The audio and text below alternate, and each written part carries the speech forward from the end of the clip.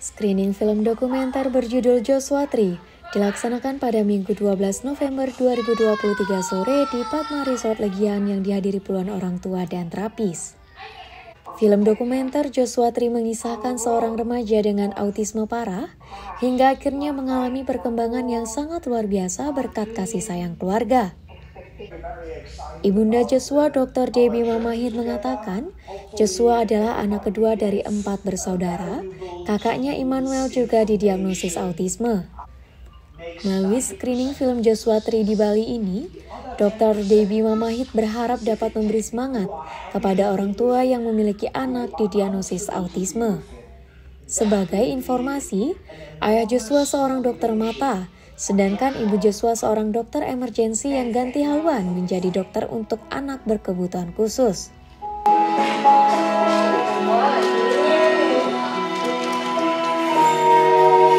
Di spektrum autisme itu tergolong yang paling parah, jadi tidak bisa ngomong, dia tidak bisa mengerti apa yang terjadi, dia tidak punya hubungan dengan orang lain. Tapi lihat dari film ini kita melihat bahwa sudah terjadi banyak sekali kemajuan dari anak ini, sehingga kita bisa belajar bersama-sama bahwa anak yang sangat parah, yang sudah dibilang sama dokter ini tak bisa punya teman, tak bisa sekolah, tidak bisa punya hubungan, tidak bisa punya pekerjaan. Tapi anak ini sekarang, minggu ini dia baru sekolah untuk pertama kalinya. Jadi kita punya harapan.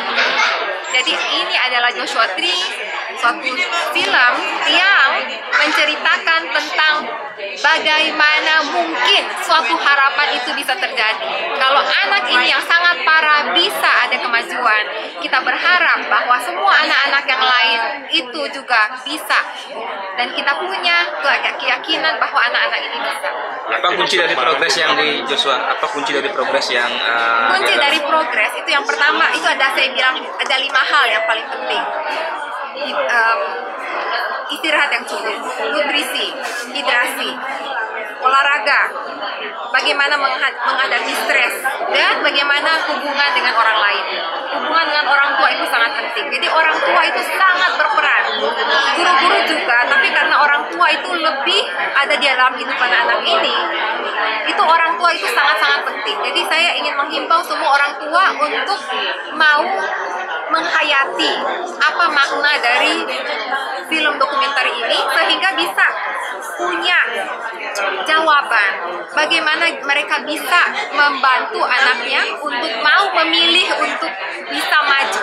Kenapa diberikan judul Joshua Tree dan apa filosofi di balik judul itu? Jadi Joshua Tree ini adalah mencerminkan suatu pohon itu kan banyak cabangnya ya. Itu adalah keluarga. Bagaimana keluarga bisa mengayomi Joshua dan bisa hidup dari apa yang diayomi tersebut. Jadi kita dari ini analoginya sewaktu Joshua mendekati pohon itu dia akan berkembang. Nah ini kan tantangannya mungkin pada keluarga-keluarga dengan ekonomi lemah atau dengan tingkat pendidikan atau pemahaman yang kurang. Bagaimana kalau dengan pada kondisi yang mereka seperti mereka ini? Yang paling penting adalah orang tuanya. Apakah punya kemampuan, punya kemauan, bukan kemampuan loh. Apakah anak saya pernah bertanya, anak nomor 4. Anak nomor 4 saya itu ada adik-adik juga. Dia bertanya begini ke saya, apa yang lebih penting, kemauan atau kemampuan? Nah, dia jawab sendiri, kemauan lebih penting dari kemampuan. Karena tanpa kemauan tidak ada kemampuan. Jadi bukan masalah eksternal. Jadi memang sulit ya kalau misalnya tidak punya ekonomi yang baik, tidak punya bagaimana hidup sehari-harinya susah. Tapi yang paling penting adalah bagaimana mereka menghadapi anak ini. Apakah dilihat sebagai beban? Apakah dilihat sebagai suatu anak yang dicintai apa adanya? Ya, tadi kan memang tadi juga ada juga kan ketika punya anak seperti ini mereka merasa ya tanda kutip sebagai misalkan mungkin merasa beban itu. Bagaimana mengubah mindset itu? Jadi seperti yang tadi saya berikan tadi, bahwa mindset itu perlu diubah dengan orang tua tidak melihat faktor-faktor lain sebagai sumber ketidakberdayaan dan ketidakbahagiaan mereka. Kalau misalnya kita melihat anak ini sebagai sumber ketidakbahagiaan kita tidak akan pernah lepas dari ketidakbahagiaan tersebut. Jadi orang tua itu harus bisa menerima bahwa saya ini sebenarnya yang pengen bahagia, saya pengen happy. Dengan anak saya bisa baik, itu saya lebih happy kan. Tapi saya sebenarnya bisa happy tanpa anak saya membaik. Saya bisa memilih untuk bahagia tanpa ada pengaruh dari faktor yang lain. Buktinya bahwa anak saya sendiri ini masih belum benar-benar kayak 100% seperti kakaknya, tapi saya bahagia. Dan walaupun anak saya pernah setelah film ini diterbitkan, itu anak saya jatuh karena dia kejang, terus kemudian terangkum kepalanya, terus giginya hancur. Apakah saya masuk lagi ke situ? Tidak, karena saya memilih untuk tetap bahagia walaupun keadaannya berubah. Dan anak saya melihat saya sebagai seorang role model bahwa dengan ibunya itu tetap percaya dia bisa maju, dia maju lagi. Jadi dia sempat mundur, tapi dia maju lagi karena saya tidak pernah berhenti berharap, bahwa tidak pernah berhenti percaya bahwa dia bisa melewati saat-saat yang paling sulit. Yang tidak bisa belajar, tidak bisa mengingat, tidak bisa duduk diam, tidak bisa mengerti orang emosinya seperti apa. Orang kalau misalnya sesuatu perkataan itu secara logik itu ada yang literal, ada yang abstrak. Dia nggak bisa bedain abstrak sama literal itu. Jadi itu saat-saat dimana dia masih belum bisa. Tapi dengan semua yang 5 poin yang saya lakukan di rumah tersebut, itu berhasil membawa anak-anak ini ke taraf yang mereka sekarang. Jadi kita bisa mulai dari rumah.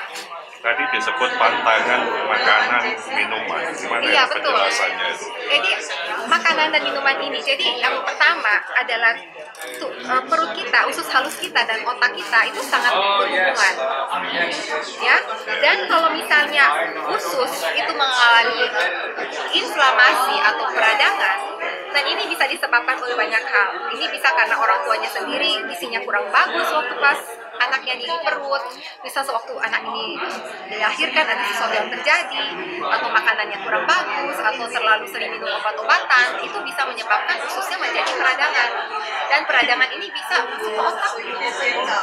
Nah, makanya anak-anak ini kalau kita berhentikan makanan yang bisa menyebabkan peradangan, jadi makanan ini bukan penyebab autis, tapi memperparah autis. Kita bisa melenyapkan faktor-faktor yang membuat anak ini tambah sakit, tambah foggy kan, otaknya tidak bisa mengingat, tidak bisa bekerja dengan baik. Salah satunya susu tadi. Susu, jadi susu itu apapun juga ya, itu tidak boleh. Dan gluten, roti, itu adalah sesuatu yang selalu tiap makan pagi makan roti, yang nggak boleh, karena roti itu sendiri bisa menyebabkan masalah. Beras oke, nasi oke, tapi roti no. Berarti ya?